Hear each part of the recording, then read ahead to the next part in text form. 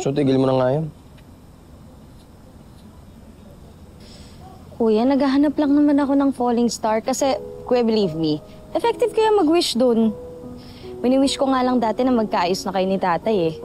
Oh, di ba nagkatotoo? Bunso, hindi ba naman siguro winish na mag-aagaw buhay muna kami bago kami magkaayos, no? Meaning ko, ako matagal ko naman na talagang gustong patawarin si tatay eh. Lalo na tuwing si nanay yung nakikiusap. Kaso hindi ko magawa eh. Alam mo, nang bigat-bigat pa rin kasi sa loob. Pero alam mo, nung nakita ko yung effort niya, nailigtas ako. Jeffrey! Jeffrey, umawa ka! Yung sigaw niya, yung takot niya. Alam mo yun, bigla na lang siyang tumalon dun sa pool. Umawa ka! Hawak! Jeff! So, ganun pala yung pakiramdam nun, no? Alam mo, doon ko naisip na sobra pala ako mahal ni tatay. Alam mo, hindi niya nainisip yung sarili niya, yung lagay niya. Ako ngayon natakot eh. Kasi ayoko palang mawala si tatay. Alam mo yun, na pag may nangyaring masama sa kanya, tapos hindi ko man lang masabi na mahal ko siya. Galit ako, galit na galit, pero mahal na mahal ko yun. Alam mo, maling pinapairal ko talaga yung pride ko eh. Ngayon talaga, kailangan ko lang bumawi kay tatay. Sa kanilang dalawa ni nanay.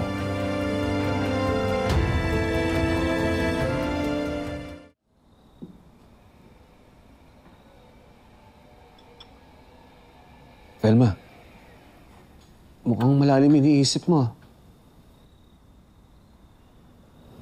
Hindi mawala sa isip ko yung nangyari kanina. Kung hindi kami dumating, baka nalunod ka. Gaya nga nung sinabi ko kay Jeffrey tsaka kay Jessica. Nakahanda akong mamatay para sa mga anak ko. Kung ang magsalita ng ganyan, kinikilabutan ako. Hindi ka pa pwedeng mamatay. Hindi pa talaga ako pwedeng mamatay kasi hindi pa kami nagkakaayos ni Andrea. Pero alam mo, sobrang saya ko dahil nagkaayos na kami ni Jeffrey. Alam mo, ang tagal kong hinintay yun eh. Kaya naniniwala talaga ako darating yung panahon magkakaayos din kami ni Andrea. Pinagdadasal ko rin yun. Tsaka sana talaga maanal na yung kasal namin ni Hazel. Para mapakasalan na kita. At mapagsigawan ko sa buong mundo kung gaano kita kamahal. Manuel, unahin mo muna yung annulment mo.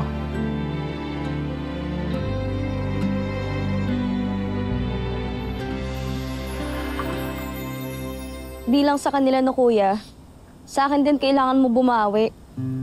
Hindi ka na magsusungit sa akin, ever. Alam mo, kuya, maghanap tayo ng falling star. Tapos sabay nating i-wish na magkabati na rin sina ate tsaka si tatay. Sige, sasabihan kita pag may nakita ako, ah. Pero sana naman hilingin mo din na magkaayos kami ng ate Andrea mo. Ano sana siyang magalit sa akin? Lagi na nagkagalit eh.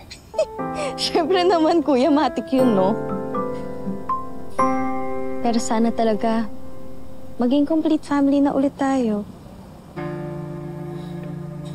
Alam mo, kahit naman maging complete family tayo, hindi na tayo magiging happy. Kasi hindi nga tayong legal na pamilya. Hanggat di naaanan yan si tatay at yung Hazel na yun. Siyempre, ayaw naman natin maging kabit si nanay. Siyempre naman, no, kuya. Para saan pa't naging viral yung statement dati ni nanay na ako si Velma Ruiz. Hindi ako kabit.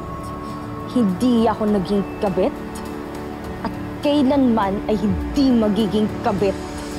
Diba? Baliktad mo si nanay. Ano dapat binidyoan kita eh. Papakita mo yung kay nanay. Galing ka, Ano no? talagang galit na galit ka pa, ah. Pero kuya, ito seryoso.